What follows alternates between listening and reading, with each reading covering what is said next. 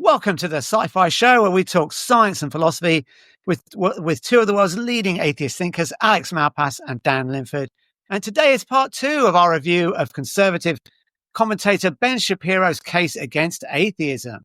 So we went quite long on the last episode, so we're going to dive straight into the first clip where Ben Shapiro will lay out his thoughts on evolution. Atheists claim that the evolutionary process relieved the need for God. After all, if God wasn't directing the process of the creation of human beings in the literalistic interpretation of the biblical creation story, who needed God? The problem, of course, is that evolution is an extraordinarily complex process that does not forestall the possibility of a directing hand. Stephen Meyer, an intelligent design advocate, points out that the transmission of information via cellular processes looks an awful lot like an intelligent creator transmitting information. Our experience of the world shows that what we recognize as information invariably reflects the prior activity of conscious and intelligent persons. What then should we make of the presence of information in living organisms? So, Dan, there's information in biological systems. Must be a god, right? So, I don't think that that's a particularly good argument for theism. I also don't think that I don't think that evolution shows that theism is false necessarily. But I would make the following 2 points. So I'd say that evolution severely undercuts one prominent kind of argument for God's existence, right? So design arguments are undercut by evolution, because what evolution shows is that an unguided natural process is capable of producing things with the appearance of design. Darwin had one of the first mechanisms that could do that. We now, in fact, know about many different mechanisms that are capable of doing that kind of thing. But that shows that if you find something that looks as though it was designed, we're now in a different place than we were, say, at the end of the 18th century, where we didn't have examples of natural processes producing things that had the appearance of design. So now that we live in this different age, when we find something that has that appearance, we can no longer right away conclude that it in fact was designed. The other point that I remember I said there are 2 points. The other point is that the evolutionary history of our planet shows the diversity of living things on Earth today originate from a long, gruesome process. And I rather doubt that that's the kind of process that a loving and all-powerful being would likely use for creation. So, given that nature is red in tooth and claw, as the phrase goes, it seems doubtful that that's the kind of thing that you would expect a loving, benevolent, and all-powerful and all-knowing being to bring about. So it exacerbates the problem of evil by introducing a new version of the problem of evil. Right. So we undermine the design argument, and we strengthen the argument from evil, the problem of evil. So not looking good for the theist, it seems to me. He also said something like, it doesn't forestall the possibility of a designer. But I mean, I would have thought finding out all of the photos of the Loch Ness Monster are fake doesn't forestall the possibility of a real Loch Ness Monster. But sure, hell makes it less likely, doesn't it? That's right. It puts you in a different epistemic position, right? So, I mean, imagine that you're in a hallway that has a bunch of doors in it, and there's one door at the end of the hallway that hasn't been opened yet, but other people have opened all the other doors in the hallway, and they've looked in. And when they looked in, they saw at first what looked like a red ball sitting on a table. But then they learned that in each one of those rooms, there was also a red light that appeared to make the ball red, even though the ball could have been some other color. And now you open the last door down at the end, and you see that there's what seems like a red ball inside. You haven't investigated further, so you don't know if there's a red light in that room. But given what's happened in when you open up all the other doors, you now have very good reason to be skeptical of what appears to you to be a red ball, as to whether or not, you're being deceived somehow, given that all these other people have been deceived when they opened all these other doors. Alex, what are your thoughts on this clip? Yeah, I think Ben Shapiro was all over the place on what the dialectic was and how evolution, figures in this discussion, as Dan was explaining. So, like, he was saying, straw man atheist says evolution means God doesn't exist, right? That was his argument, basically. But yeah, the point of it was that, like, what the discovery of evolution did for theological apologetics like this was just to undermine the design argument, and I guess to some extent the creation myth that had gone with it as well. So it's a kind of big rebuttal. It's a big problem for a particular theological case or apologetical case. That's the interruption to that's the challenge to the apologist. It's not that some brand new argument was based on evolution and atheists were going around making that argument. It's a reply to a Christian argument or to a theist argument. But yeah, I mean, obviously, and again, as Dan said, I don't want to just repeat what Dan said, but like, yeah, it's true. I mean, like, there is a sort of inductive case. It's not the sort of thing we'd expect to see weird evolutionary processes, you know, like with the giraffe's, whatever it is, tongue that goes all the way up the neck and on the way back down again, whatever it is, or some nerve or something that does that. I'm not a biologist, but we're all familiar with the fact that evolutionary processes are sort of inefficient and causes loads of suffering and takes absolutely ages. And it's just, yeah, it's surprising, to say the least, that we'd see that if the God of the Bible existed. Yeah, I mean, the good part would be the hollow bones of birds. Makes a lot of sense because they need to fly. They need to be lightweight, but they're a bit more brittle. But what about the flightless cormorant, which also has these hollow bones? It doesn't fly. So, it seems odd on a design hypothesis, which is what Stephen Meyer is actually advocating. I think there's one other point to raise here, and that's, it gets back to something we were talking about last time. We spent a lot of time talking about last time, and that's that many of his arguments don't really make a lot of sense as philosophical arguments, but they do make some, like, I don't know, if the sociological sense. If you see him as a member of a particular religio-political movement, right? Evolution is this big boogeyman that he's trotting out, like several of the other boogeymen he's trotted out, like relativism and subjectivism and nihilism and so on and so forth. And the who did he get to defend this view that there's still evidence of design? Well, he got Stephen Meyer to do it, right? Who was this big figurehead in the intelligent design movement. And so again, I think really the way to see what he's doing here is he's playing on the worries of who he expects his audience to be, as opposed to providing arguments that will actually be philosophically persuasive. That's right. I think it's like a unique American thing to get hysterical about the implications of Darwin's theory of evolution. Obviously, it's huge, groundbreaking theory, smashed the ideological perspective to some extent in the 19th century. But it's not like everyone has had the same reaction. America's got this weird cottage industry of kind of preachers going around saying, well, I didn't come from an ape, blah, blah, blah, and that has been a tradition that's gone on for ever since, for the last 150, going on 175 years since Darwin published the theory of evolution by natural selection. That's the name of the book, right? The Theory of Evolution by Natural Selection. Is that right? On the Origin of Species, you mean? On the Origin of the Species, of course. Yeah, I'm a fucking idiot. Yeah. So that's right. So he's just playing up on a kind of unique cultural phenomenon. And if I was pushed on it, I would say it's got its origins in kind of backwards, bigoted racism that we find so prevalent in America throughout the last 200 years. Basically a country that subjugated people on the basis of race, then became scared that maybe they came from monkeys, right? Those two things are not distinct from each other. They have a deep cultural connection. Ben Shapiro is quite happy to be a cheerleader for this. I think we've lost just a very slight thing. Ben Shapiro is one of these guys who joins a group that would naturally exclude him, on the basis of he's not Christian, he's not fundamental.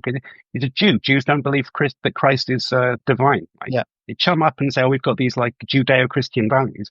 Fundamentally, though, Ben Shapiro thinks that all of that evidence that Jesus was resurrected is wrong. He doesn't think Jesus was divine. He's fundamentally very different outlook to sort of Christian audience that this would normally go to, and he's papering over that distinction. And I find that weird. It's like the same thing with Candace Owens. The Republican Party is fundamentally driven by the same racist sort of underbelly that I was talking about before. And we had the same thing in the UK as well, as despicable politician from the right, Suella Braverman, who was the daughter of immigrants, and became like viciously anti-immigration home office minister. So you get these like weird characters where they sort of like a limpet suck onto the barnacle or something on the bottom of some like vast political movement that basically would hate them, and somehow they feel like if they're just like supplicant enough that they'll be allowed to stick around. Dave Rubin is another one, right? There's countless examples of it. It's just really bizarre. I mean, it's nothing to do with his argument in particular. It's just I always found this very strange thing. He's like, I'm the Jew guy. That's okay because it's fine or whatever. It's like, okay, cool. See how long that lasts. If this turns into actual fascism, it might be going. I think. See how long you stay in the in group. I think the Americans. Yeah. And this is anti-intellectual sort of theme. We don't trust the experts. So it's not a coincidence, I think, that the same group that don't like evolution, don't believe in climate change, and just elected a guy to head up, health who doesn't believe in vaccines or even modern medicine. Like I don't think these are all coincidental. There seems to be this anti-expert. I think that's a strong component. I don't think that you can blame the rise of Christian fundamentalism in the late 19th, early 20th century on racism specifically. I think the situation there was was much more complicated. Where so one of the big things that happens at the end of the middle to end of the 19th century is that you have the importation of, for instance, higher criticism from theologians in Germany to the United States, and that created a kind of schism within the American seminaries. Famously, Princeton Theological Seminary split, and so then you had the formation of Westminster Theological Seminary. People who spend a lot of time on the internet may know that this is part of the story of where like Cornelius Van Til comes from, because he was someone that was at Princeton Theological and then went off to Westminster. But at the same time that this sort of internal crisis is happening within theology, there's also this new crisis from both the sciences and the humanities, where as far as the sciences were concerned, a lot of people had this fear that evolution had removed a role for divine providence in the development of the earth. And before that, people had similar worries about geology. But I guess the other thing to be said here about the role of racism in all of this is that some early 20th century Christian fundamentalist leaders like William Jennings Bryan were people that were in some ways adamantly opposed to racism. And one of the reasons why they opposed evolution was because they associated evolution with social Darwinism. And so if you look at, for instance, the textbook from the Scopes monkey trial, so the famous trial from Tennessee where they where John Scopes was arrested for teaching evolution. The text he used, a book called Civic Biology, is a book that openly teaches eugenics. And so at that point in time, there wasn't the kind of distance that is now obvious to us between evolution as a biological theory and social Darwinism as a normative and social theory. And so part of the reason that folks in the early 20th century were opposed to it was in part because they thought that it would lead to both racism and to an oppression of the working class. That, of course, is very different in the situation today, where Republicans may claim that they are worried about the oppression of the working class, but they're not really creating policies that help working class people. It doesn't seem that way, does it? It really doesn't. No. But anyway, let's move on. Because if he's going to doubt evolution, let's see what he's going to have to say about the Big Bang. The biggest scientific problem for atheists lies in the nature of the universe itself. The Big Bang is the theory that holds that the universe began with the explosion outward of a high-density pinpoint of matter, which sounds an awful lot like the creation story at the beginning of the Bible. How does an entire universe full of energy simply appear out of nothing? The original skepticism of the Big Bang theory was driven in large measure by objections to that similarity. Okay, I want to start on this one. So first off, just a matter of history. Yeah. The original skepticism about the Big Bang, everyone sort of claims that it's all to do with atheism. I guess because Fred Hoyle was an atheist and he was an opponent of the Big Bang and he advanced a steady state. But what people don't often realize is that at the time, of this debate between the Big Bang and the steady state in the 1940s and 50s, the Big Bang theory seemed to predict that the universe was 1.8 billion years old. And they already knew that the Earth was 4.5 billion years old. That seemed like a pretty good reason to doubt the Big Bang. And I actually spoke to Penrose about this. And I said, what do you think was some of the motivation? And he said, the age crisis, definitely, I think it was either Bondi or Gold. I can't remember. But also a lot of physicists thought the whole science of cosmology was kind of a joke. Yeah. Rutherford famously said, don't let anyone in my lab don't hear anyone talking about the universe, So they just sort of ignore this. And because there's one guy, Hoyle, right, who was an atheist and advanced a steady state, they forget that like the people advancing the Big Bang, like Gamow, were also atheists, right? And the thing, so why is that never mentioned?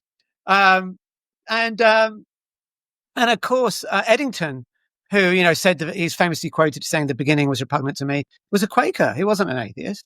He's often quoted as like, oh, atheists hated the Big Bang, and like Eddington, not an atheist.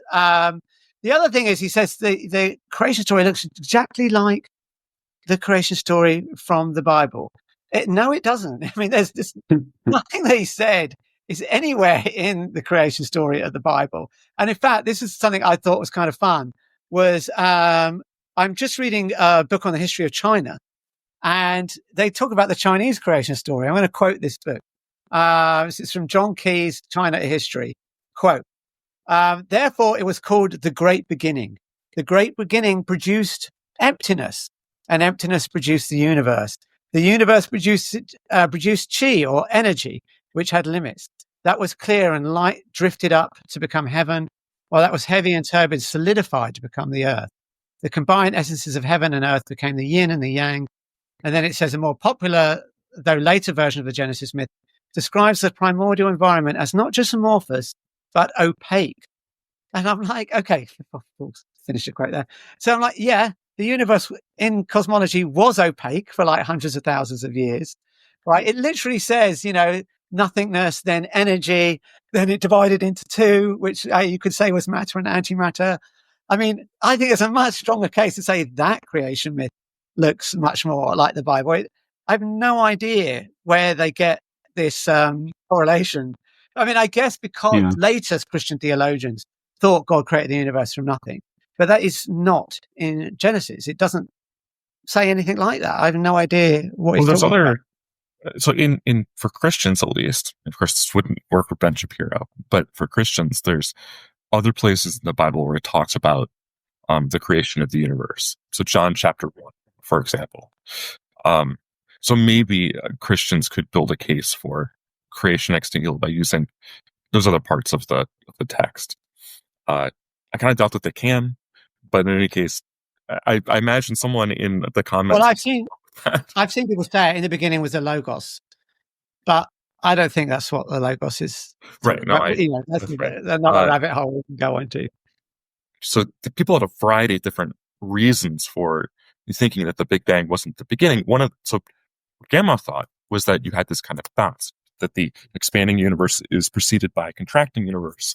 One of the reasons that they thought that was that, so the standard model of the standard singular Big Bang model you get when you make the approximation that the universe is completely homogeneous and isotropic. But you know that it is. You know that approximation doesn't work because, for instance, the density of matter between outside of the Earth and inside of the Earth, changes abruptly as you go through the Earth's surface. And the thought was that those kinds of idealized assumptions were the reason that you got this singularity. They also knew that there are some very similar equations that appear in Newtonian gravity, something that not a lot of our viewers will be familiar with, but there is a Newtonian description of the Big Bang. And when you add some inhomogeneity and anisotropy to those models, so if you make the whole universe rotating, for example, then you can avoid the singularity. And so they thought that there was some good circumstantial evidence for thinking that singularity was an artifact. The other thing that they would have pointed out was that we have other singular physical theories.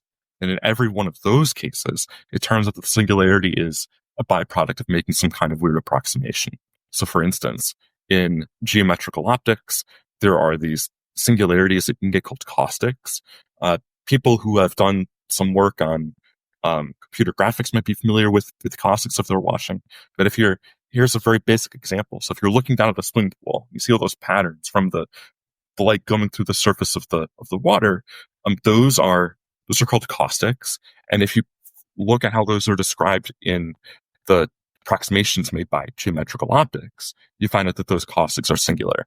But then if you're a bit more careful and you treat light as a wave instead of as just a ray like you do in geometrical optics, then you get rid of the singularity. The other thing to look at is the reasons that Albert Einstein had for thinking that the Big Bang wasn't real. So sometimes the myth is repeated that Einstein denied the Big Bang because he had some sort of anti-religious motivations or something like this. The reason that Einstein denied the Big Bang singularity was because he wasn't satisfied with the field equation he had written down. So the central equation in general relativity, on one side, it describes the curvature of space-time, and the other side, it describes the matter-energy distribution you find in space-time. And the theory tells you how to compute the curvature side, but it doesn't tell you how to compute the matter-energy side. You have to plug that in by hand. What Einstein thought a satisfactory theory would look like is one that gave you an account of matter as well. And so Einstein thought that if you had a theory like that, it would get rid of the singularities. That having the singularities there is some weird pathology that happens because you only have an approximate theory.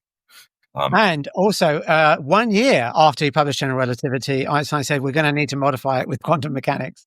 And later on, he said, don't trust the field equations are very high. Yeah, well, in fact, if you look at the original paper that George Lemaitre, where he originally proposes his version of Big Bang cosmology, he already has this idea that you're going to need some quantum gravity theory. Yeah, definitely. He's a very crude approach to quantum gravity that he thinks might work out. And of course, it had to be very crude because people didn't know a lot about quantum mechanics yet. But he was motivated by those same kind of concerns. Alex, any thoughts on this use of the Big Bang and Genesis? I mean, yeah, like you said, God is like a wind that blows across the void or the waters or whatever in Genesis. Yeah, I mean, that's just completely different to this. It's crazy that he's trying to say. I mean, I'd love it if he'd actually given a quote from something in the Bible that was similar to what he just said a second ago, because he was like, scientists think the universe was an infinitely dense point of energy 18 billion years ago, or whatever, just like it says in the Bible. No, that's not what it says at all. Back it up. Citation needed. Come on. So it's just so sloppy, and it's almost like he's a fucking idiot and he doesn't know what he's talking about. I mean, if the Bible contained like a prediction, like a mathematical prediction for the fluctuation spectrum in the CMB, that would be really impressive. Or if it just said it started off opaque, like the Chinese did, that would be accurate. That is accurate. It was like something, right. Something. I mean, I'll point out that so we pointed this out in a previous video, but there's just not a whole lot of ways that the universe could have, there's not a whole lot of ways you could imagine a beginning. And so to get it right at some very vague, abstract level. Like that there, like just the statement that there was a beginning or something like that, or like that's not very impressive. You have basically 50% chance of getting that right because either there was a beginning or not. Yeah, but I don't see that it even does. And in fact, what he doesn't mention is that there's a lot of rabbis that thought that the universe didn't have a beginning, that the Genesis is not talking about the creation of the universe, but rather it's talking about the creation of the earth. And the Torah is supposed to exist before the creation. Philo, I believe, thought that the universe was eternal into the past, a famous Hellenistic Jew. So, yeah, all of this not mentioned. But let's move on to his thoughts on fine-tuning. The very specific conditions under which our universe was created that allowed for the development of intelligent human life are often used by believers as proof of God's hand. The so-called fine-tuning of the universe for life is extraordinary. If, for example, the strength of the Big Bang had differed by 1 part in 10 to the 60th power, the universe just would not exist the way that it does right now. If the deistic God thought all that through and set up the laws of physics, then he would have to be damn clever. Atheists claim that just because you won the lottery doesn't mean that you won because somebody intended for you to win the lottery. Somebody had to win. But that doesn't answer the question. If you kept winning the lottery over and over and over and over again, billions of times, at some point, you might suppose that somebody was cheating. So I just want to talk about this strength of the Big Bang thing. Like, I'm not sure the Big Bang has a strength. I guess there's not like... It was big. Come on, that's a strength. It was big, so it must have been strong. Fair point. I'll stand corrected. But what I guess he's talking about is Dickey's flatness problem. And something that people may not know. So basically, the universe appeared in the 1970s to be reasonably close to geometrically flat. And what Bob Dickey pointed out was that it's unstable, basically. It's kind of like a pencil balancing on its end. And if you start off even slight deviation from flatness, it will grow. So this super weird then why it's so flat. And this number 10 to the 60, well, I mean, when Alan Guth talks about it, he usually quotes 10 to the 15 because he says, well, let's start the calculation 1 second after the Big Bang where we're confident of the physics. But of course, you can start it earlier. I mean, you could go all the way back to the Planck time. And I asked Alan Guth, why don't you? Why do you always say 10 to the 15 rather than 10 to the much bigger? He goes, well, we don't really understand the physics there. It's just, you can't say anything about that. But you could go back to the Planck time, and then I think it would be 10 to the 58 or 59. And of course, they just round it up to 60. But the point is that in 1979, right, Guth solved this paradox. And in fact, the solution, inflation, what it does, you have this exponential expansion, and it will just force the universe into a flat state. And the comment that this resolves Dickey's flatness problem is hanging in the Adler Planetarium, right? Because it's so famous and his notebook is so well known in physics that this problem is resolved without any appeal to a multiverse. I mean, obviously there's a relationship between inflation and the multiverse, but in this case, we don't need to appeal to a multiverse. And inflation is not the only way you could make the universe flat. So it seems weird. This is one of the most used examples I keep hearing. I guess because they're just repeating each other. But it was solved like in 79. But yet, in 2025, they still, I guess it was maybe a year or two earlier, they still haven't heard of, a major solution. And interestingly, though, there's still the question of, well, what was the probability of it being flat in the first place? Because then actually you wouldn't even need inflation. And there's at least a measure called the Liouville measure, which Carroll claims actually forced it to be flat from the beginning. So you wouldn't even need inflation.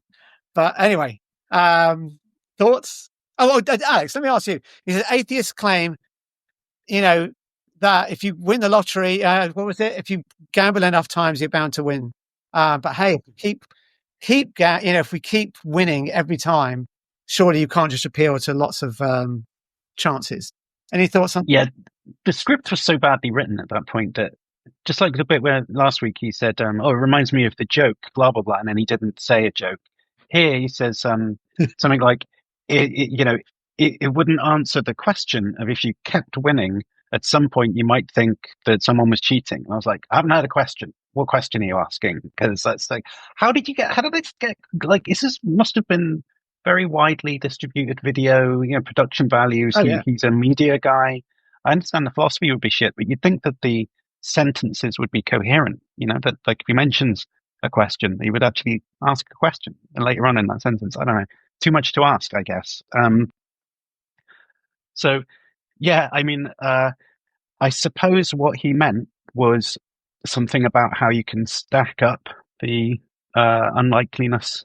So it's not just the strength of the Big Bang, but there's also the gravitational and cosmological constant and blah blah blah. And he's trying to say that each of them being just right for life is like winning the lottery multiple occasions, not just. Or I don't know, or maybe he's just saying just that one thing that he pointed to.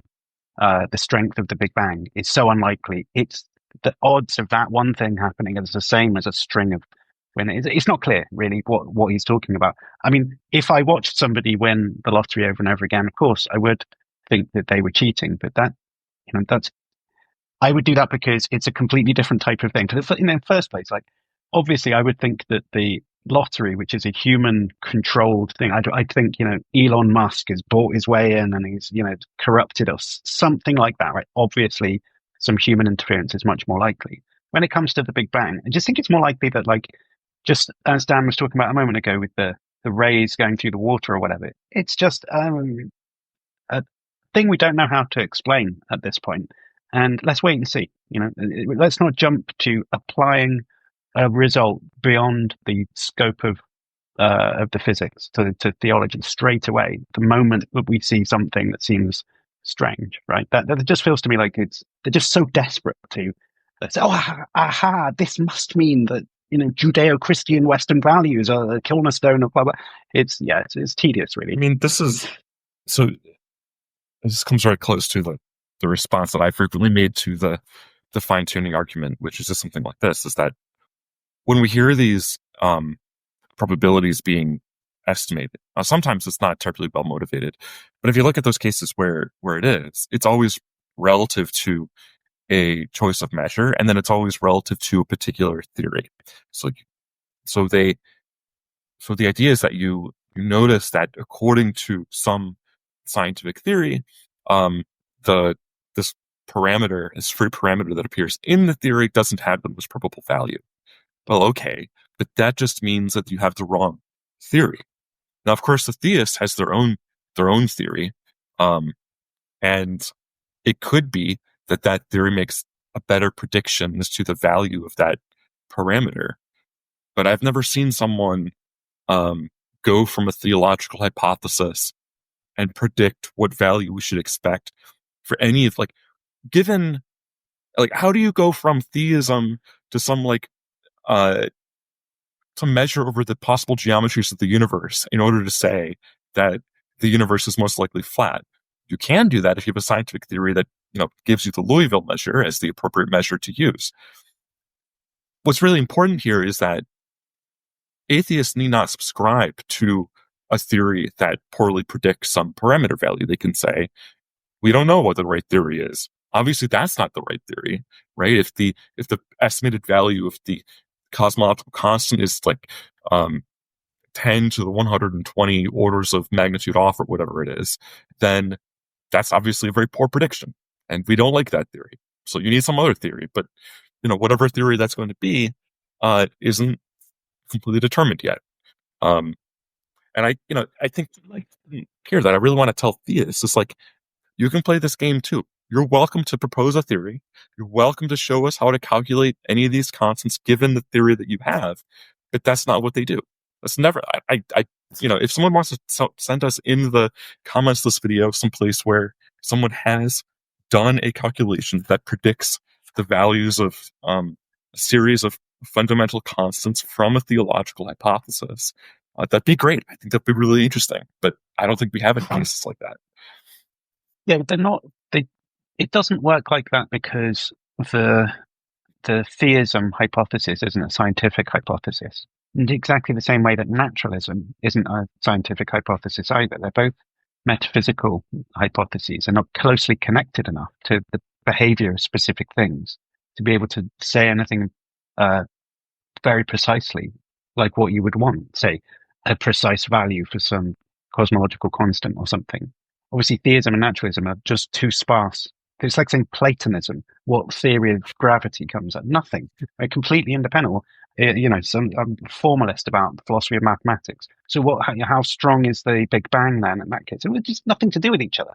So that's really the kind of central conceit or something with these types of arguments is that what goes on in the kind of Robin Collins, the kind of modern proper version of the fine-tuning argument is that you see one hypothesis, theism, and its relationship to some evidence, and another hypothesis, naturalism, and its relationship to some evidence. And because the theism one looks better, you say, well, this fits better with this evidence, so the evidence favors this hypothesis over that one.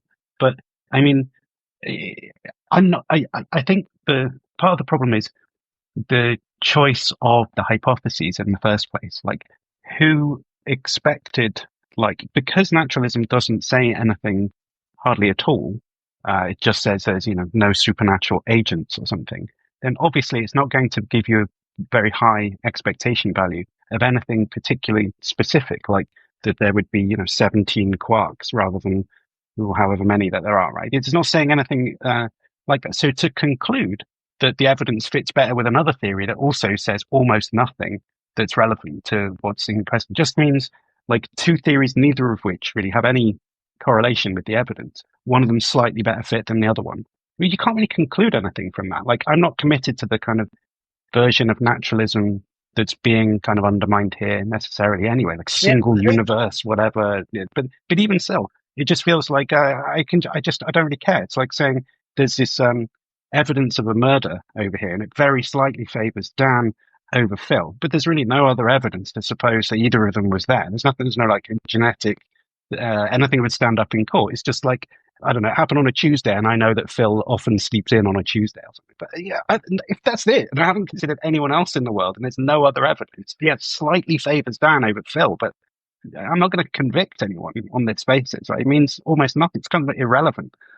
I guess the point I'm building up to. So hang on, I just want to say one thing quick. That is that let's take this solution to the Dickey's flatness problem. Once you've got your potential solution, let's say inflation, the first thing that scientists ask is, well, what else do you predict? Because, hey, we already knew that the universe was close to flat. Do you predict anything for things that we haven't observed yet? So, and if we ask that for theism, okay, give us some predictions for something we don't know. Because you're basically saying we predict life-emitting values for the constants. Okay, well, we already knew the constants had life-emitting values. Can you actually predict anything for something that we don't know? And of course, they might say, well, it's not a scientific theory. But in this game, it feels to me like they're trying to play by the rules of science. And then, when you actually say, well, can we push this any further to see, is it brute fact? Is it a multiverse? Is it God? Well, okay, what are your predictions? I'm not seeing any. Yeah. So the one thing I wanted to add was that I'm perfectly open to the possibility that someone could present a very specific theological hypothesis. Now, there'd be problems potentially that you want to make sure that the parts are, that they cohere nicely together, that you don't bring in auxiliary hypotheses that aren't probable given the core hypothesis, and so on and so forth. But I could make up a story where someone comes up with a theological hypothesis that is very specific and then predicts a whole bunch of parameter values really well. And if that were to happen, then I would be inclined to think that we could maybe infer God's existence as a matter of this of normal scientific discourse. But the point is that we're not in that place, right?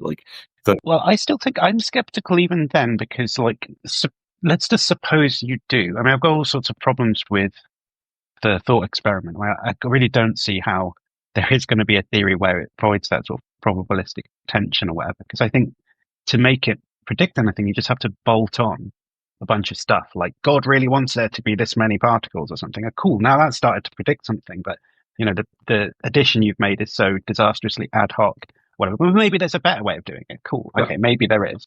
But I think my thought then would just be, well, if that's right, is it conceivable that there's a version of naturalism that makes the same sort of prediction? Oh, right. No, it seems to me that there must be, just as easy to conceive of it, at least. And if there is, then now I can imagine running that fine-tuning argument where I'm comparing those two theories, not the original versions, both that make predictions. And if they're the same, it's going to draw. And so in order for this game to actually show you that one theory better predicts it, it can't be won by just imagining versions of the theory that predict it, because that's a game that both sides can play. So that just neutralizes the argument completely. So unless we actually see one and somehow see some reason why, because it's not a theory, it's a type of theory. So I can make a naturalistic theory that does this or a naturalistic theory that does that. And just because one of them is, say, bad fit with the evidence, doesn't mean that the other infinite versions of that I could just dream up are all therefore false as a consequence, right? Yeah. And it would be just as ridiculous if I said, here's a version of naturalism that I've gerrymandered so that it predicts this exact thing that you see. And I'm going to compare that with a version of theism that makes no claims, and therefore theism is false, right? That would be a ridiculous argument, and everyone would see that. But it just seems to me that is the fine-tuning argument, which is the other way around, right? So aren't they assuming that the constants of nature are selected randomly under naturalism? And we just saw in the case of evolution that that's not the case. Like, the genes aren't selected randomly. So we can't just assume naturalism, therefore randomness. And I think that's what's the implication of that comment. Like, if you keep winning the lottery, because we associate winning the lottery with it's random. Pick your numbers, it's random. So, and you keep winning, so it wasn't random. But it wasn't random does not imply a designer or God. It just means it wasn't random. And there are naturalistic things that are not random. But to be fair, I've thought that before, and I asked Barnes about it, and I think his reply is actually right, because what that idea assumes is the shorthand version of how people describe it as being a cosmic lottery. It's like winning the lottery or whatever. But he's not saying every naturalistic hypothesis must have a random number generator at the beginning of a universe that's, finds all of these parameters. Rather, what we're talking about is your epistemic probability. So it's not like objective probabilities, like baked into how the atom decays or something, where it's like objective part of the quantum mechanics or something. This is just have a hypothesis. Now, what's your expectation value about, say my hypothesis is that no gods exist. Now, what's my expectation value that the strength of the Big Bang would be so high or something? And you're supposed to say, I don't know, I find it kind of surprising. That's right. And that's why it's not randomness. It's how surprising it would be. That's where the sort of distribution comes from. So that's right. But what's going on implicitly there in that claim is that we should model ignorance as if it were a random selection from a uniform distribution. And it's assuming the principle of indifference, in other words. And I think that there are very strong philosophical arguments against that principle. Among people who work in confirmation theory, the principle of indifference is widely thought to be mistaken. Now, it's true that people who offer the most sophisticated versions of the fine-tuning arguments, of folks like Robin Collins, don't endorse the principle of indifference. At least not the standard principle of indifference. They have some modified version, which I would be inclined to say isn't really then the principle of indifference at all. But in any case, they have some other way of thinking about that issue. If you are thinking about it just as a drawing from a uniform distribution, so you're thinking about you're using the principle of indifference in the most naive sense, then I think that argument suffers from all of the objections one can make to the principle of indifference.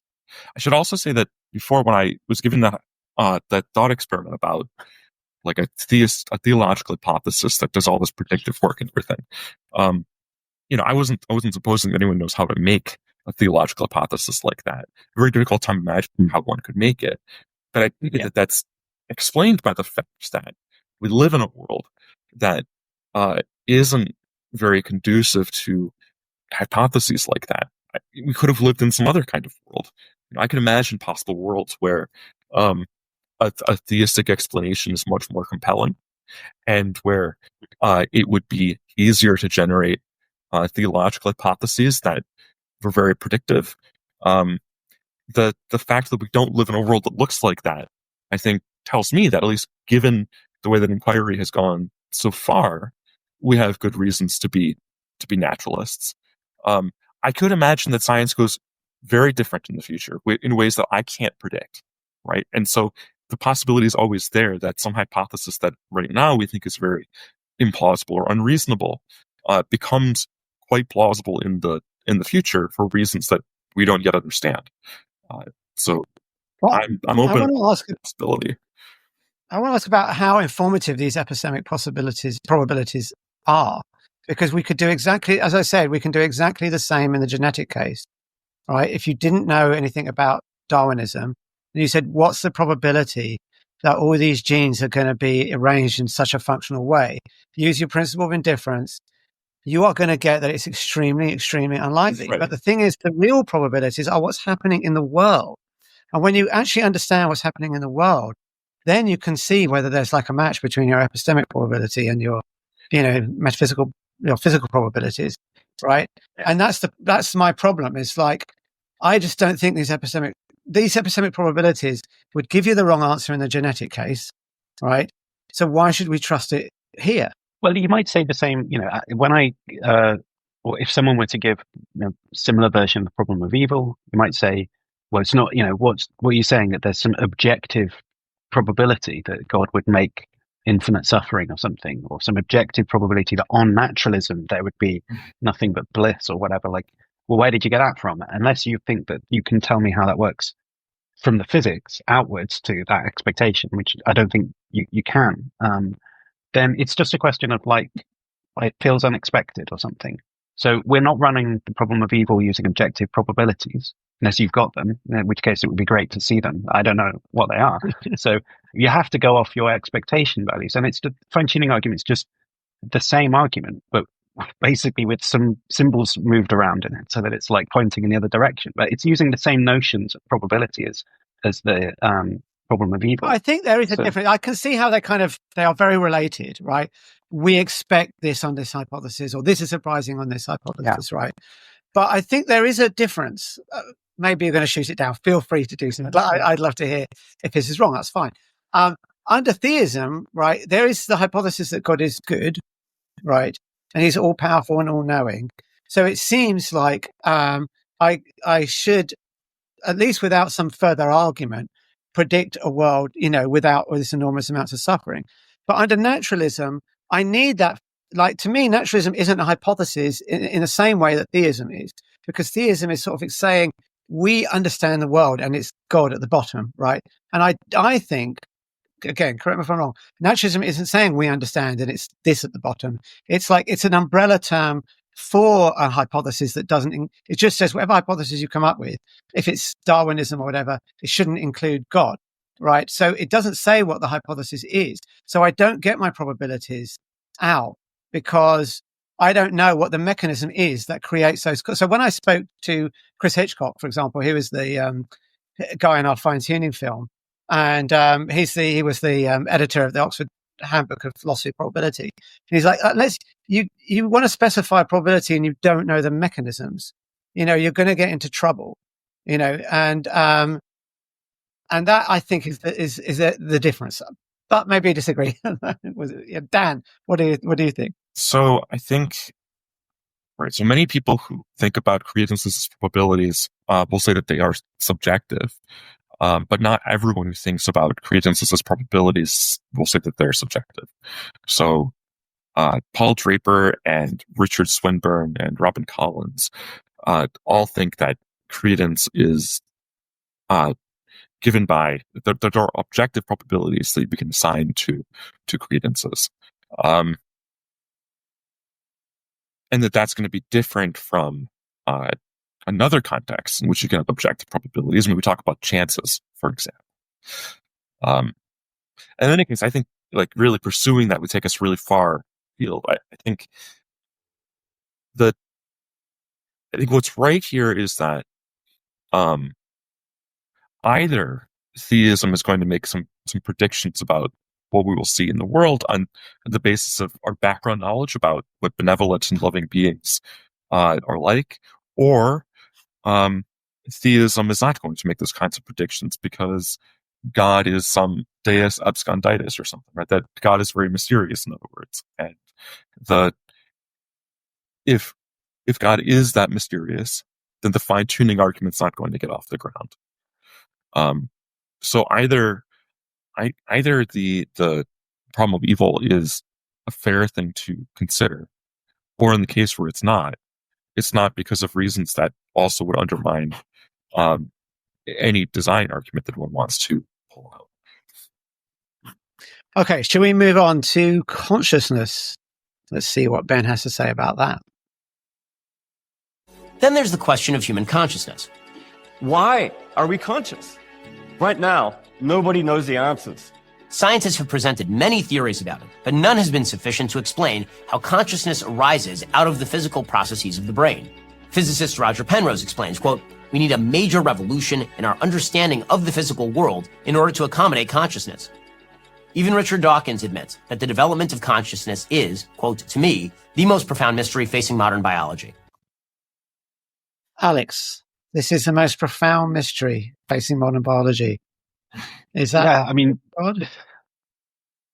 I don't know what's going on yet. So there's a problem for biology, therefore God. I mean, am I being uncharitable? Like, I can't understand what the argument is supposed to be. Because the big thing that he's missing out, again, as we just talked about last week, was you've got this trope of the reductive, materialist, social Darwinist, whatever, atheist who's has such a sparse ontology that he can't explain anything. In contrast, the theist has every metaphysical theory they want, or Platonism and thick modal property, whatever it is, right? We're not allowed anything fun, and they have all the fun stuff. That's the basic, simple picture.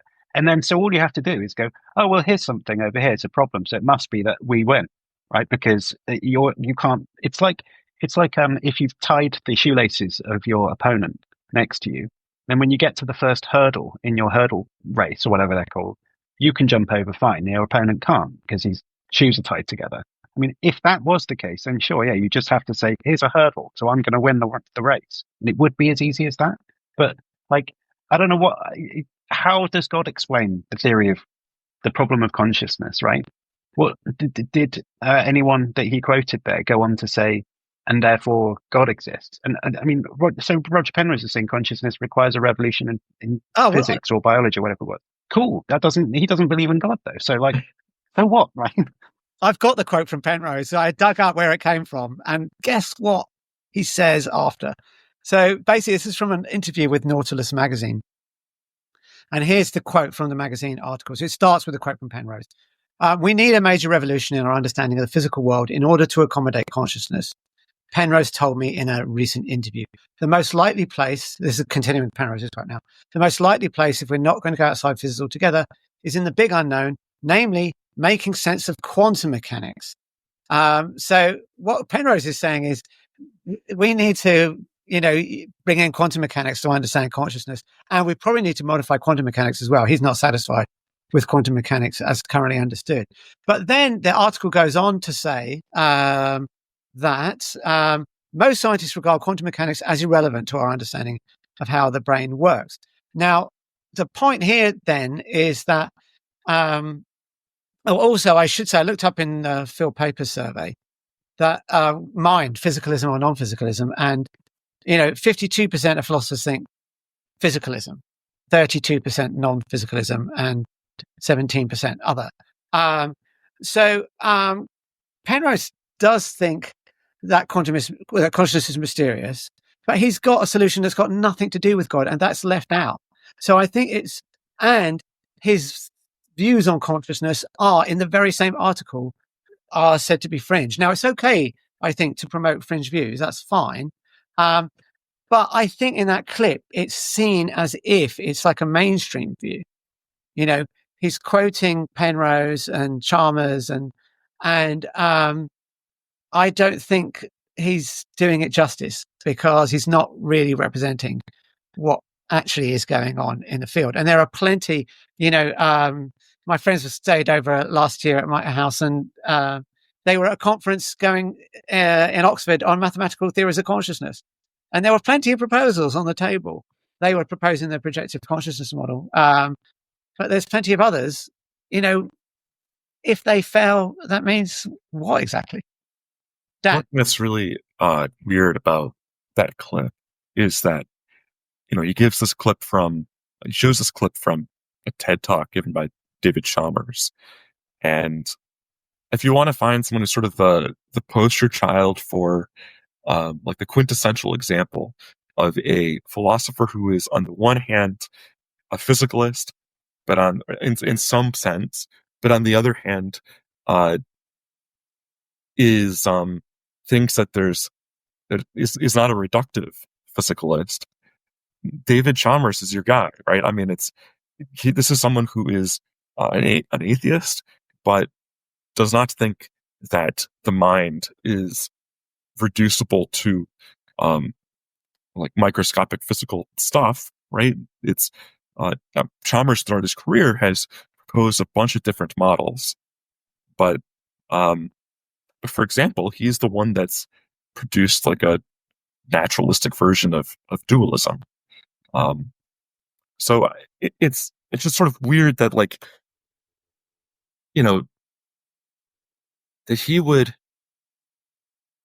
that Shapiro would think that it's okay to saddle the atheist with this like ultra reductionistic perspective and so on and so forth, all the sins that Alex already named, and yet also show a clip of someone who is one of the best examples of someone that is not that kind of atheist.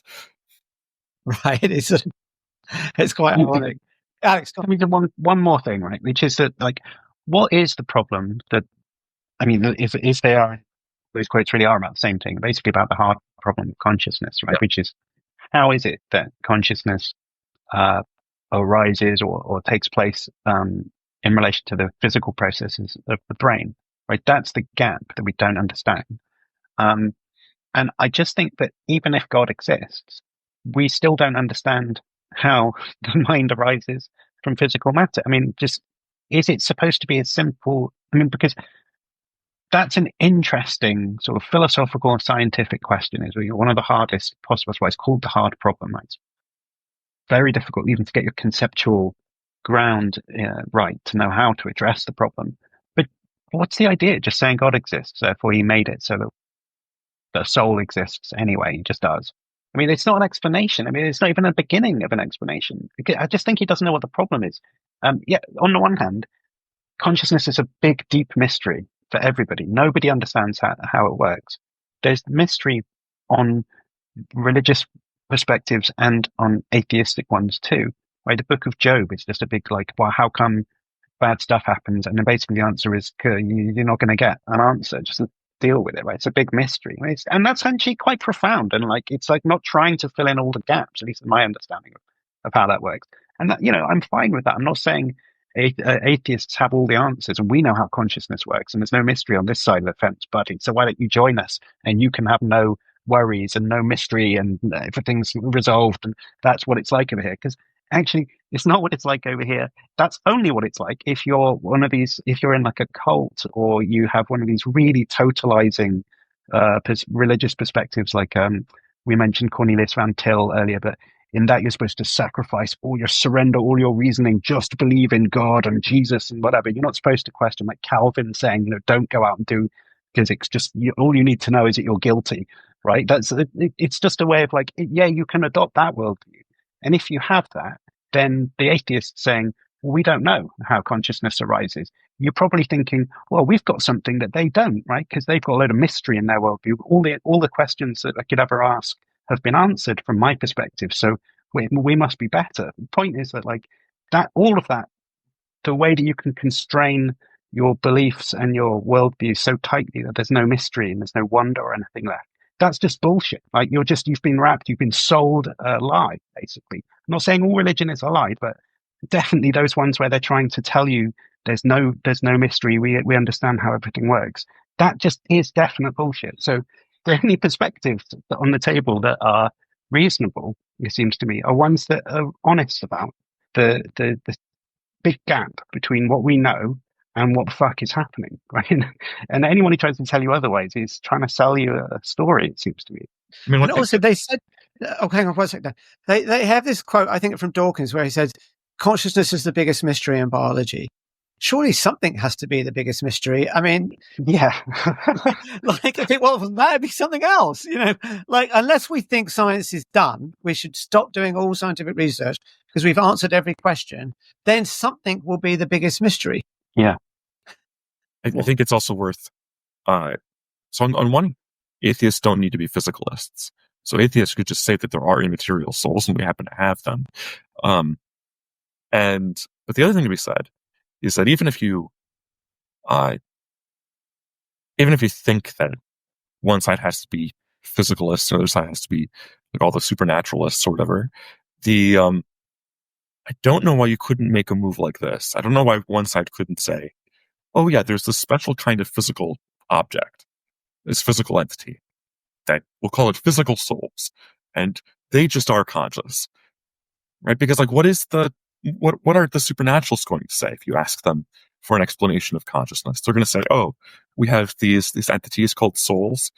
They just are minds. So never mind how that, never mind like what it is that, because imagine that you ask them this question: in virtue of what does a soul have a mind? And they might just say, oh, that's a mistaken kind of question, because it's irreducible, right? Like a soul is just the same thing as a mind, and there's no further explanation to be given. But I don't know why like a physicalist couldn't in principle say precisely the same thing, why they couldn't just say, oh, there's a special kind of physical entity, and it's not that we're going to give a reductive explanation of minds. They just are minds. They're just one and the same. And forget about providing additional arguments. Now, if you want an argument that there are these souls, these physical souls, well, the physicalist can grab exactly the same arguments at the end that the non-physicalist gives, right? So, like, different philosophers have offered various kinds of arguments. Like Descartes offers arguments, for example, for thinking that there's this special mental substance. The person who believes in physical souls could give precisely the same argument, and that's the end of the story, right? Like, if those arguments are successful, if they really should convince you that there are souls, then they should convince you of that independent of whether God exists. Yeah. I wonder if also, like, given like majority of philosophers voted for physicalism, right? Shouldn't it be noted that if that were true, I mean, that might not, we're not going to say they're right because they're in the majority. They may well be wrong. But if it is true, then the chances of any mind doing anything at the origin of the universe seem pretty low, because what physical mind could survive those hellish conditions at those unimaginable temperatures and, where there's maybe no mass. So if the majority of philosophers are right about mind, that would spell doom for God, wouldn't it? Well, I mean, you could just say, why not just say that God's mind is different? You have to say God's mind is different anyway, because, I mean, minds are, at least first-person subjective experience is temporal. So it already doesn't make any sense to have a non-temporal mind, even, I think. I take it that what Phil was suggesting was that if you were to posit a physical mind, you wouldn't find those in the early universe. But actually, I think you wouldn't find those. Yeah, but it depends. So if by a physical mind you mean a brain, then sure, yeah, you wouldn't find one of those in the early universe. But if by a physical mind you were taking the move that I suggested a moment ago, you say, oh, there's a sui generis physical thing that's an irreducible mind, that these physical souls, then it's not a brain, it's another kind of entity, and you can make up whatever laws you want to describe the way that these special sui generis entities work. And now you could just postulate that you could find in the earlier universe, right? Because that's the same move that the theist is going to make. Right? Like I am thinking of a brain. I mean, I guess my thought is likely true. We don't know this yet. I mean, we're still researching this. Likely true is that minds are generated by brains or something similar to a brain. Maybe not definitely a brain, but it's correlated with brains for sure. Yeah, of course. Something that's really complicated. I mean, I think no coincidence that the mind the brain is the most complicated object ever seen in the universe, and maybe that generates the mind, or in some way. I mean, it may be identical, or maybe it's something else. But if that is true, that is definitely a problem for the God hypothesis. I mean, of course, as you say, Alex, they could posit some completely other kind of mind, but then, that's more of a radical move. Like, based off what we know, it looks to me like a mind at the origin of reality doesn't look like a good fit from the evidence we have. Yeah, okay. That's quite similar to what I was saying. I was just arguing from the phenomenology, from my first person perspective. It seems like my mind couldn't exist if time didn't exist. Right. But also, I mean, if you want to hold on to the obviously very plausible looking idea that minds are correlated with physical brains, and if you don't have a physical brain, you don't have a mind. Like, if I just scoop your brain out and put it in a blender, we all assume that your mind has ceased to exist. Maybe you've moved to the afterlife or something, but certainly you're not going to answer any questions I ask you, all right, straight afterwards, right? There's an obvious correlation between them. And that gives you some reason to think that, minds have to have brains. It's not completely defeasible. It's not completely indefeasible. It's a defeasible inference, but sure. I mean, it does give you quite a strong, it makes you go, what do you mean mind? Right? Not like my mind, right? And that's exactly the same thing that I'm saying. Yeah, I think there's a dilemma here, right? So there's almost something like this. Like, either we pay attention to this really widespread deductive generalization you could make between, there's this very particular kind of physical object, brains, that we know to be very heavily correlated with minds. And if you pay attention to that inductive generalization, then you're led to think that where there isn't a brain, there isn't a mind. But on the other hand, if you think that there's some compelling case for an immaterial, I shouldn't say it that way. If you think there's some compelling case that there could be a mind without a brain, then what you have is a case that there's some sui generis entity that we call minds. And then it doesn't seem to me that under either of the horns of that dilemma, the theists are somehow better off. And to the former, there wouldn't be any there wouldn't be any non-physical minds because they're just always come with brains.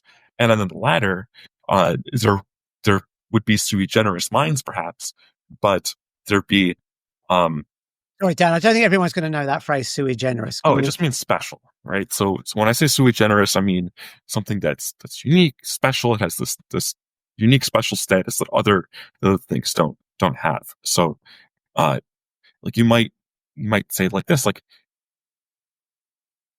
most physical objects we think are not minds, like rocks, you might have thought are not minds.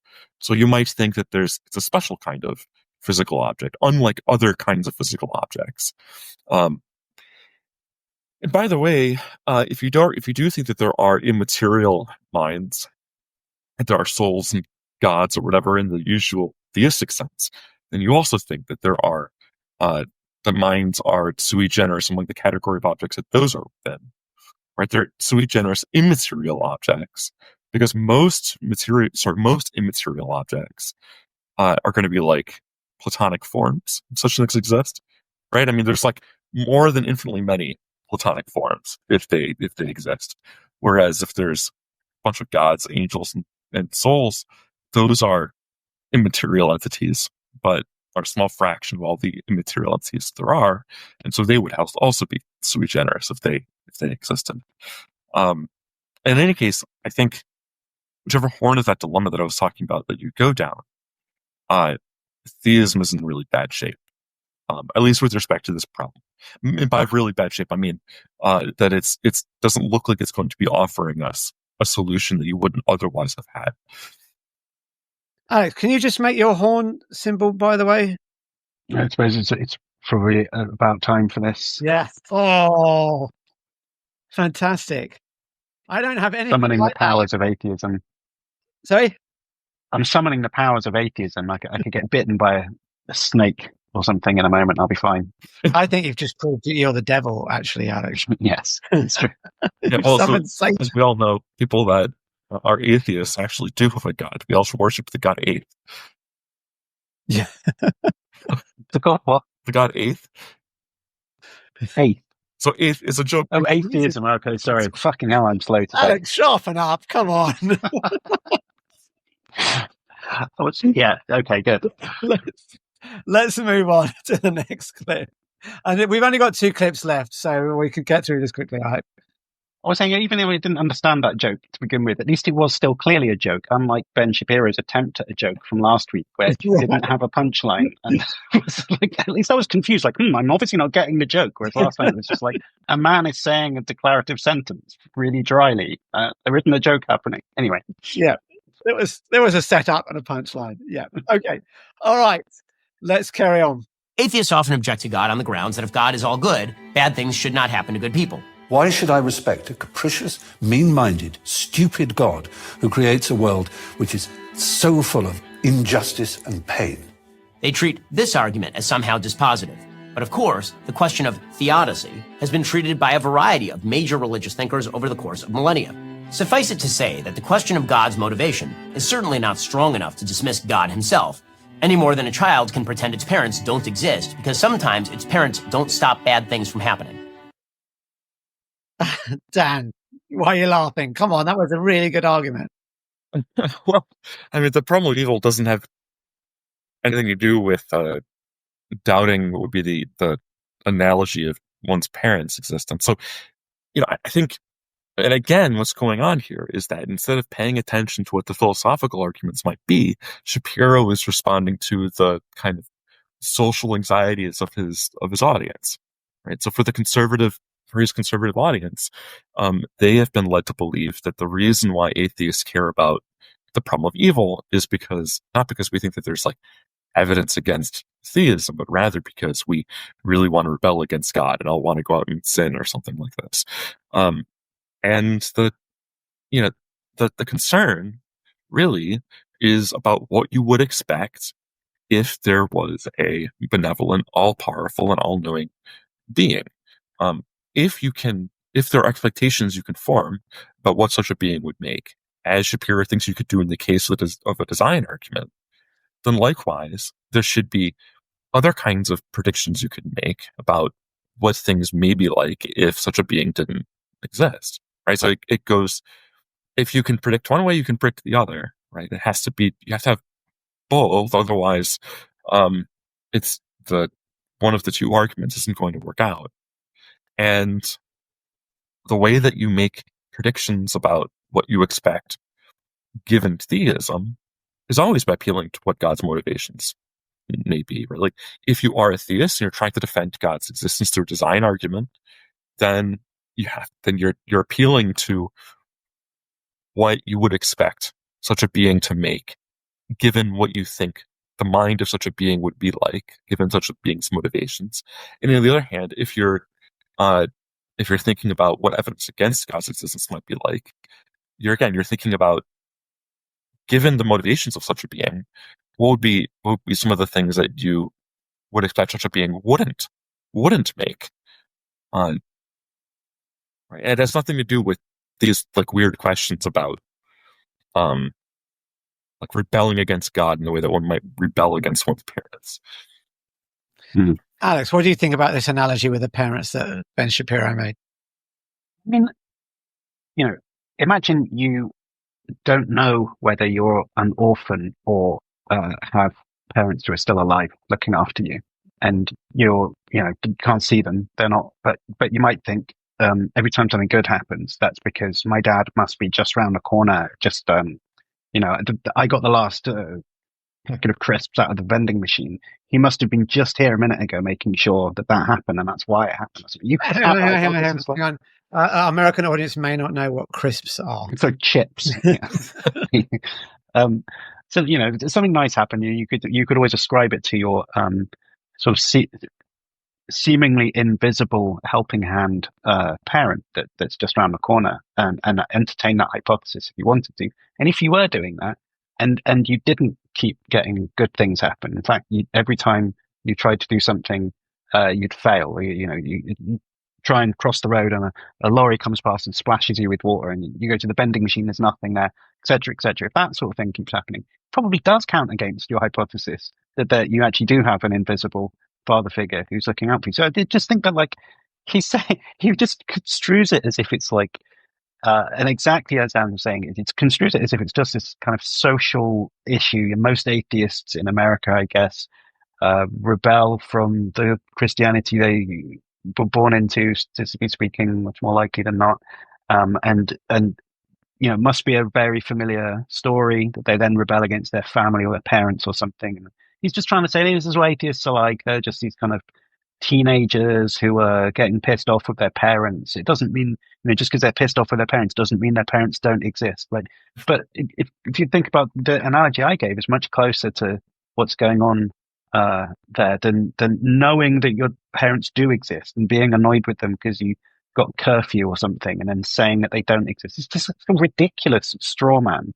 But I just think he doesn't know what the argument is. Good. He flatly doesn't know what the argument is. I think that your statement brings up really nicely is that there's something just absurd about this idea that someone who's rebelling against someone would claim that the person they're rebelling against doesn't exist. Rebellious teenagers never claim that about their parents, right? Like I've never heard of someone rebelling against something and then saying, "Oh, but yeah, that person or persons don't exist," right? Like when people go out and they protest against Trump, for example, the claim isn't that Trump doesn't exist. I wish that were true, though. He doesn't exist, but he has a problem, right? Like or if someone's like rebelling against their parents by staying out too late, they're like, well, those damn parents. But the claim isn't, oh yeah, I can stay out late because my parents don't exist.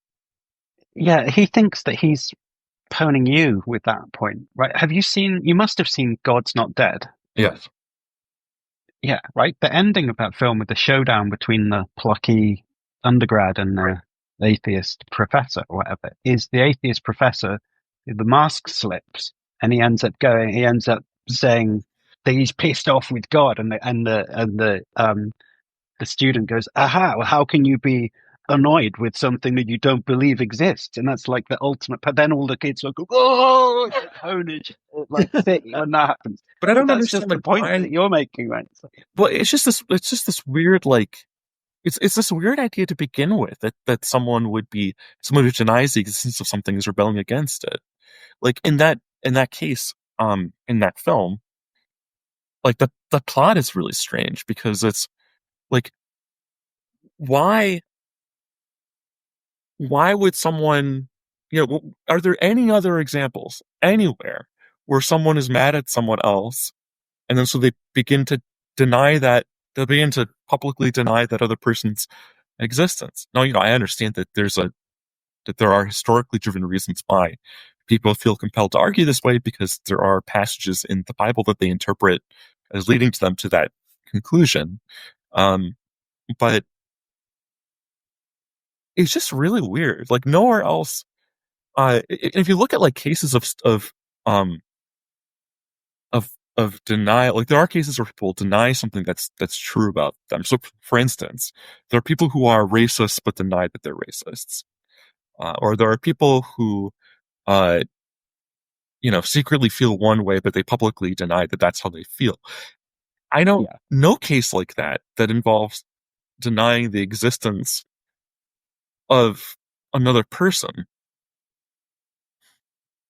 Well, also, I want to point out there are parents who are negligent, right? And there are parents that abuse their children. And there are parents who aren't the parents of the children. Maybe they didn't tell them they were adopted or something, or, their real parents died in a car crash.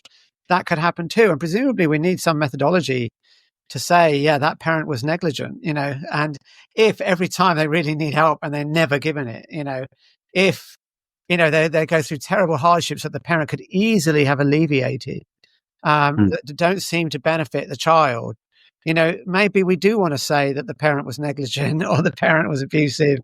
Right, exactly. You could two options. I mean, like what you've got is pretty strong evidence against a parent that loves you and is trying to help you. I mean, it may be that they don't exist, or they don't care, or they hate you. I mean, those things are all still on the table. I mean, it doesn't actually mean, problem of evil, as Cameron Bertuzzi thought was so super clever, pointing out that some versions of theism can survive this. Yeah, sure.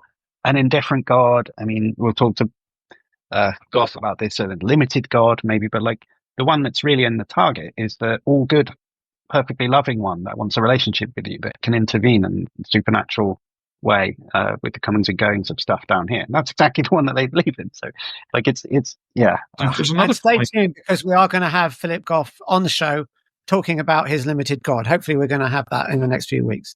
Dan, last thoughts on this, and we're going to go to the next clip.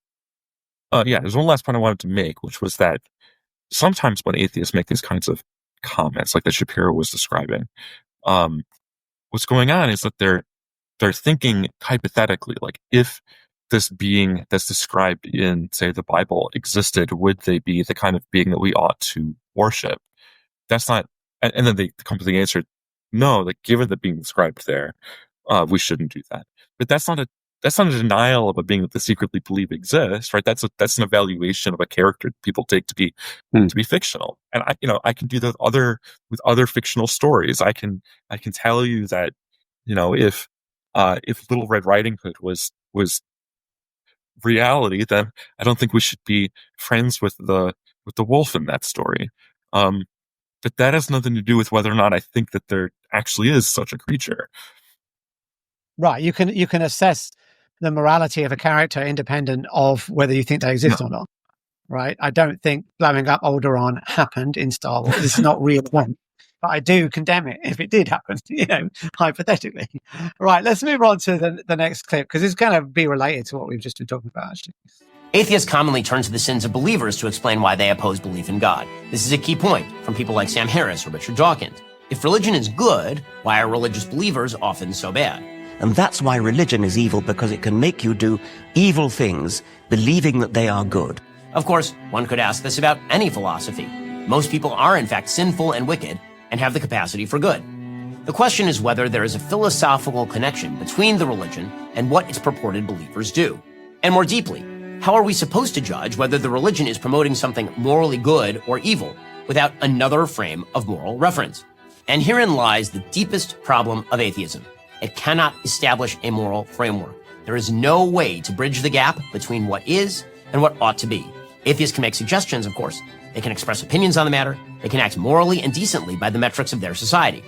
But atheism itself can make no self-sustaining moral claims on human beings. God is not an unnecessary hypothesis. And the replacement of God in the human heart with gods of other sorts, from the state to the search for subjective authenticity, ends in the worst predations imaginable.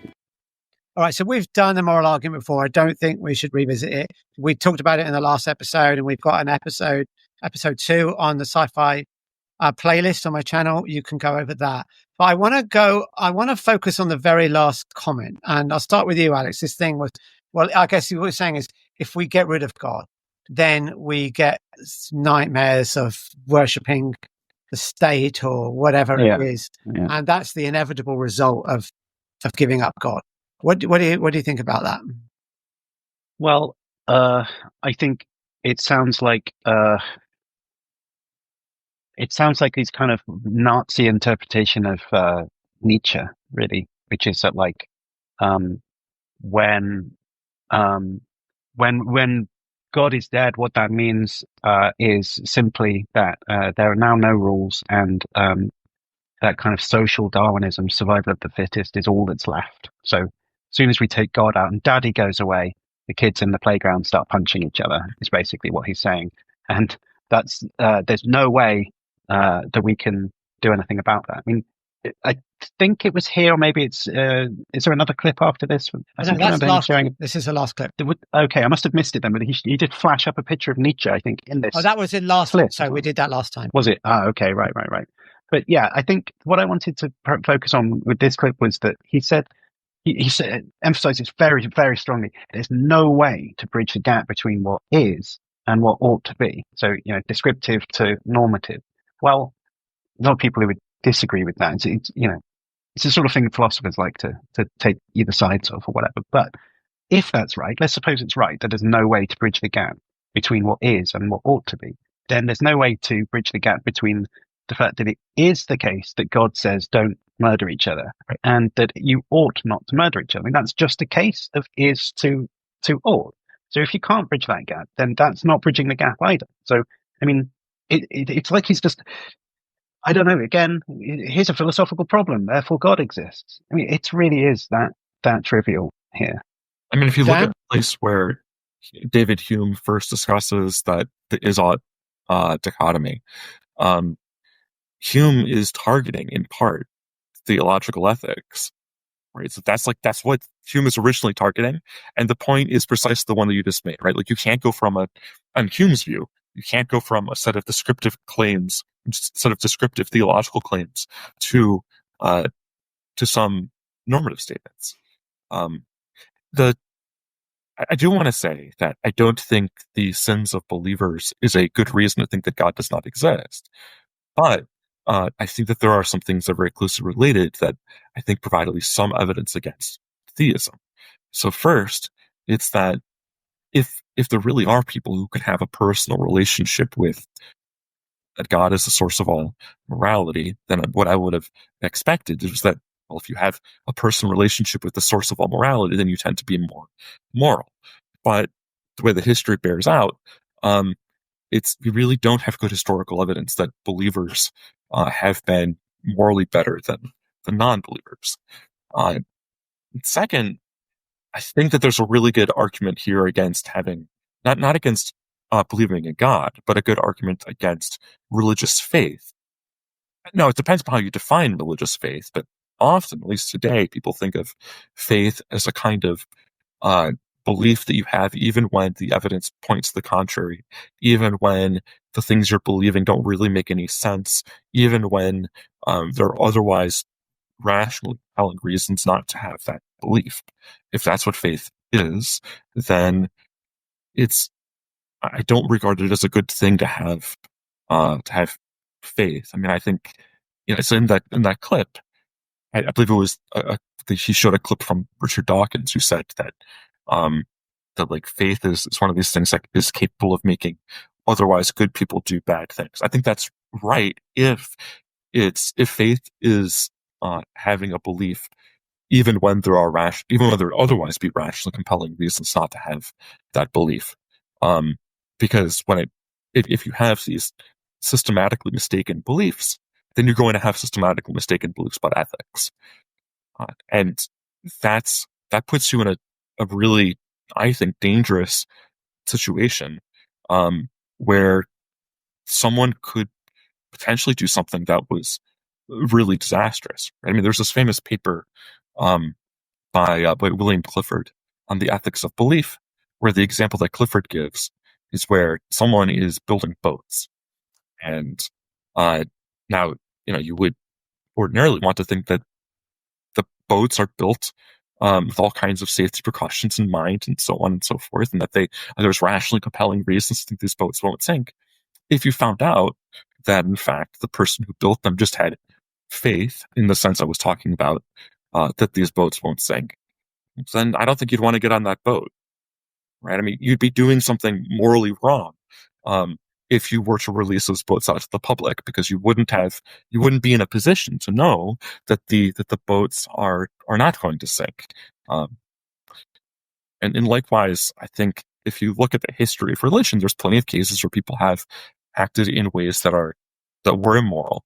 We talk about cases like witch trials, or the laws against LGBTQ people, or all kinds of historical wrongdoings that people can have very long lists of, and often what compelled people to take up those actions was what they perceived to be the commitments of their religious faith.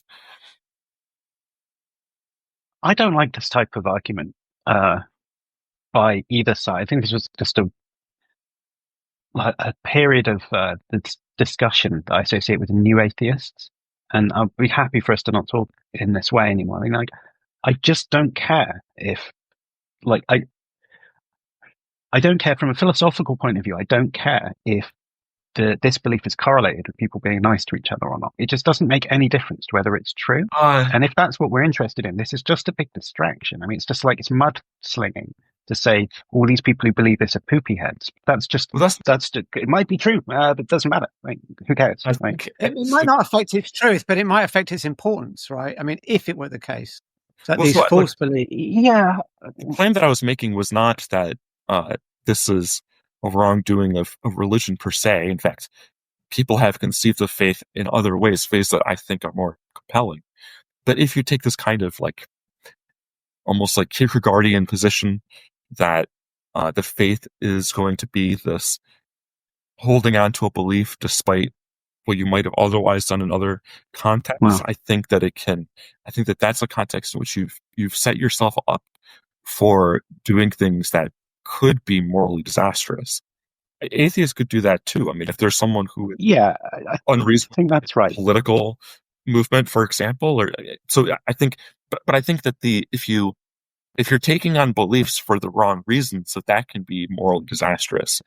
I think that's right. Obviously, that's right. But I think there's some conceit in the not you right now thinking this out loud, but like if all we're saying is if you have unreliable like belief forming mechanisms or something, then you're likely to end up doing stuff that's morally wrong. I mean, I think okay, fine, but I just don't see that that doesn't apply. Like, it's not like okay, because religious people are uniquely sort of hamstrung with their belief forming processes, unlike atheists who are super enlightened and we're scientific, and that just strikes me as like neckbeardy kind of fedora style arguments. Like the Bolshevik Revolution, for example, and find people who affirm that there is no God doing monstrous things. But look, so the reason why religious faith is important here is because people see it as it's widely viewed as morally virtuous to have a kind of faith where that faith is unshakable, whatever may come. And yeah, I suppose so. I suppose that's right. I don't know that. I don't know that. Like, because you've brought up Kierkegaard, and I love Kierkegaard. He's one of my favorite philosophers. And, you know, I don't want to be that guy that's like, oh, someone's getting Hegel wrong on the internet. I better correct them for ages. But like, Kierkegaard isn't saying that you have some kind of like mundane, otherwise empirical belief, like this cup is green or something, and you just don't have any belief, don't have any evidence, but nevertheless, you just cling to it.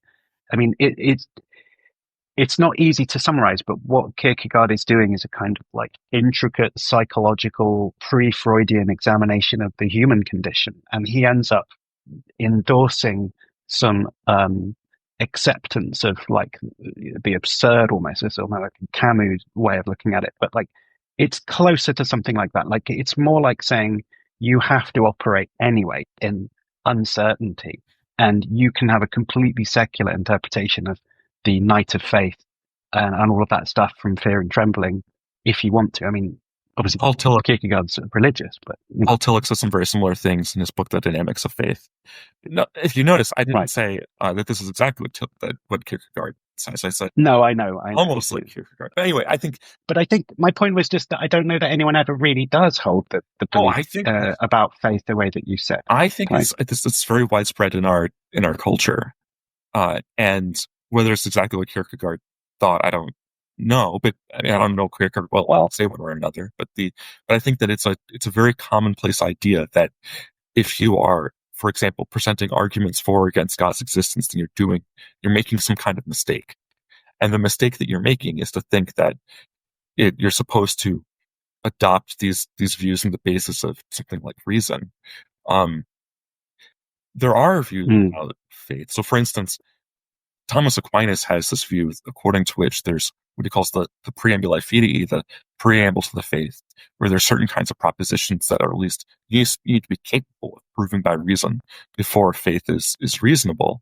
And Aquinas thought that God's existence is one of those preambles to the faith. That's why Aquinas bothered to give 5 proofs of God's existence.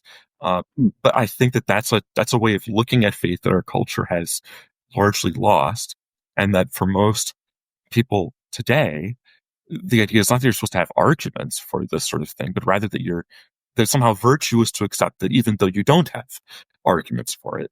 And I think that can be morally disastrous. I think we have seen some of the moral consequences of the view that there's something virtuous in doing that.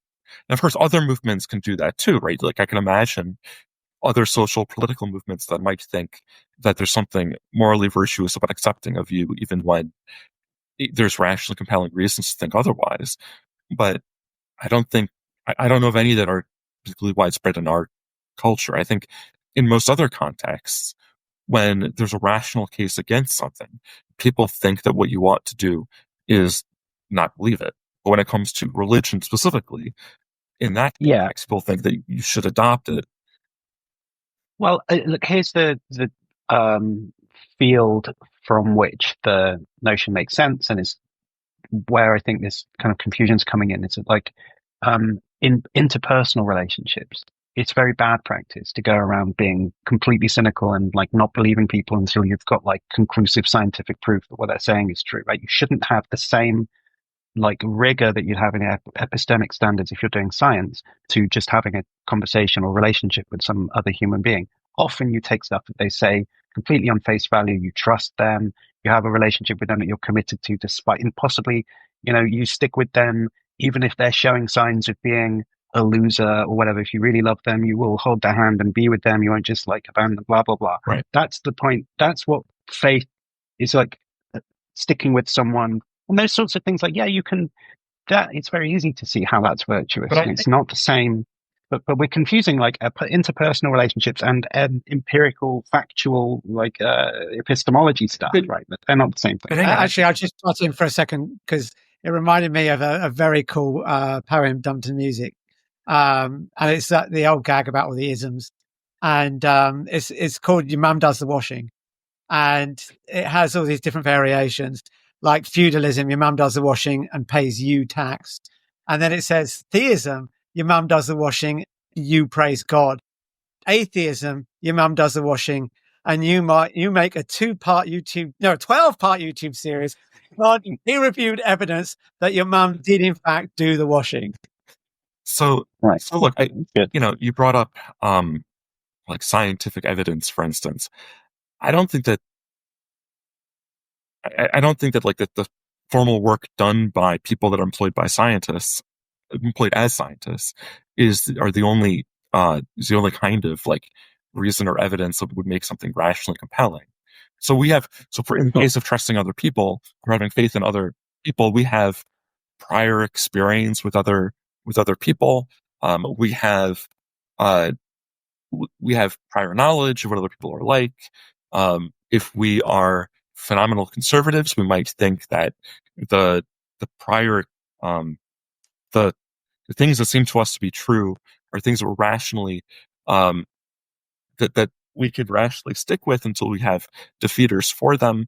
So I think there's all kinds of ways you can be that something can be rationally compelling without it being something that you had to like walk into a lab somewhere to do.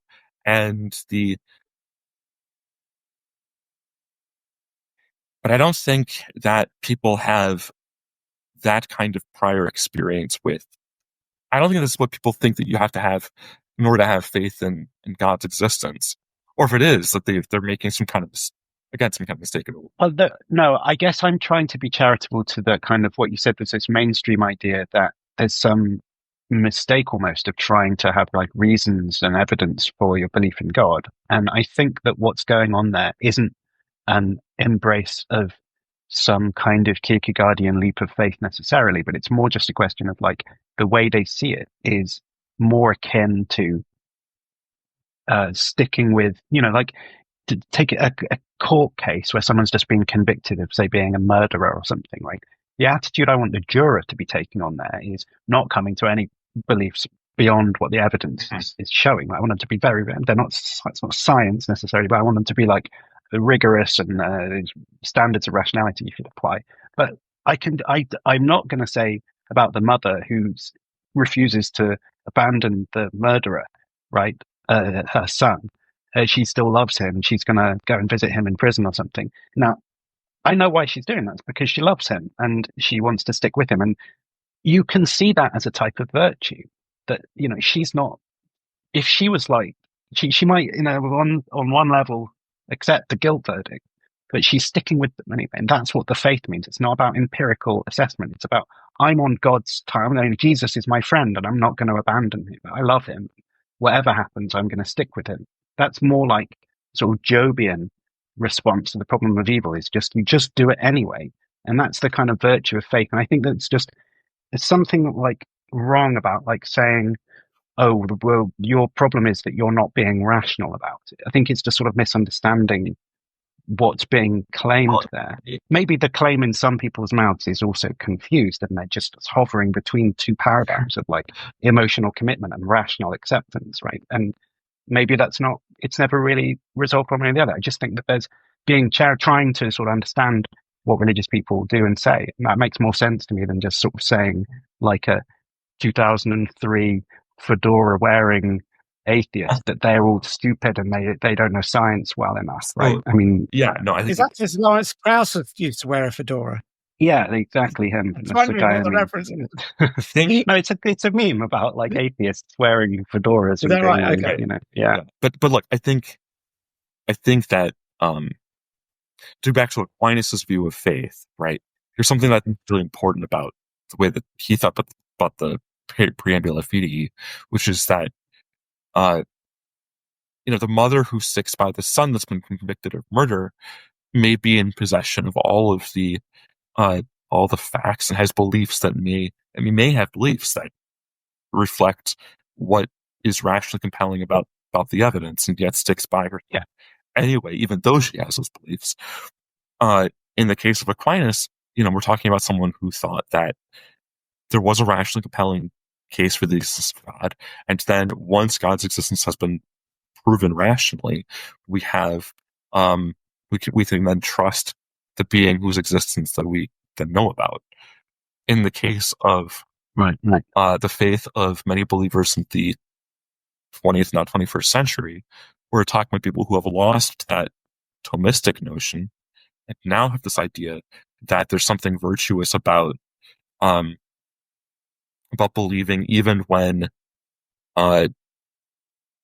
you don't have any kind of personal experience with this being, even when you don't have any rational compelling evidence for their existence, even when there's no philosophical arguments that succeed in proving their existence. And then on the basis of that belief, which is not held for any rationally compelling reason, that they're going to create they're going to legislate laws that have morally disastrous consequences for the well-being of many people.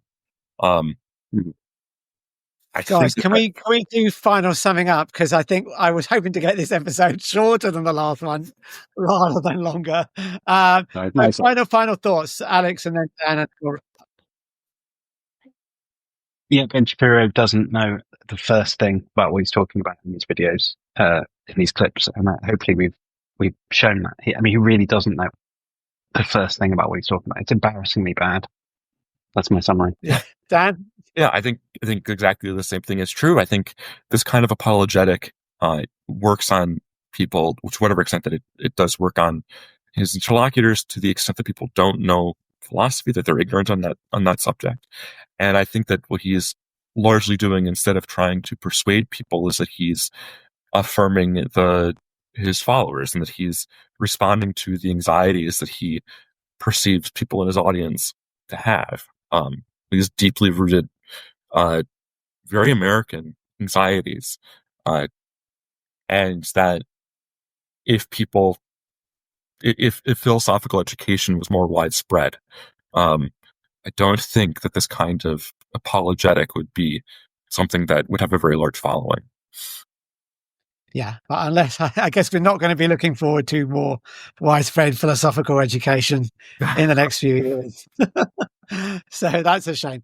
But we will leave it there. Thank you so much for watching. If you like this video, please give it a like and subscribe to the channel. If you have any comments, please leave them in the comment section.